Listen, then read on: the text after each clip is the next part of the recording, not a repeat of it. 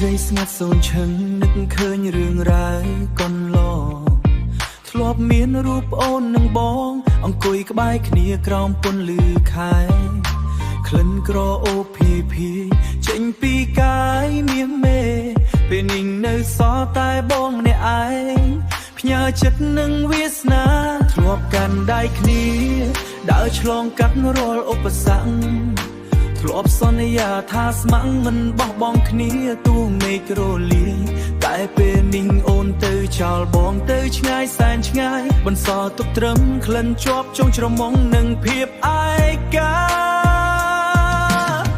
ស្រនងដៃស្រីដែលធ្លាប់កាន់បងមិនចង់លែងពេលនេះបងរស់ក្នុងភាពចម្បែងបេះដូងចំបីរាល់ថ្ងៃយប់ចង់ឲ្យពេលលាវិលត្រឡប់ជុំត្រឹមថ្ងៃដែលយើងជួបគ្នាមិនចង់ឲ្យមានការបែកបាក់មិនចង់ឲ្យបាត់ដៃស្រី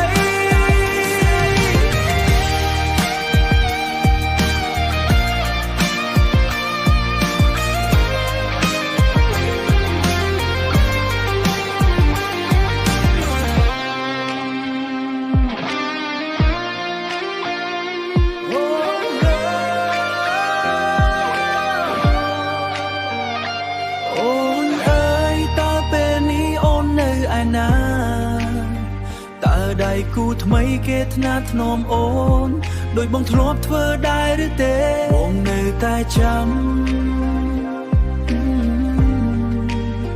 នៅតែស្រណោះមិនអាចបំភ្លេចបានឡើយស្រណោះដៃស្រីដែលធ្លាប់កាន់បងមិនចង់លែងពេលនេះបងរស់ក្នុងភាពចម្បែងបេះដូងចំបីរាល់ថ្ងៃយប់ចង់ឲ្យពេល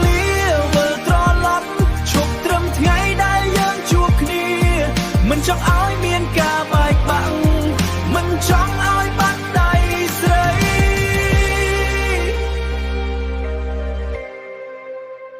នៅតែស្រណោះដៃស្រី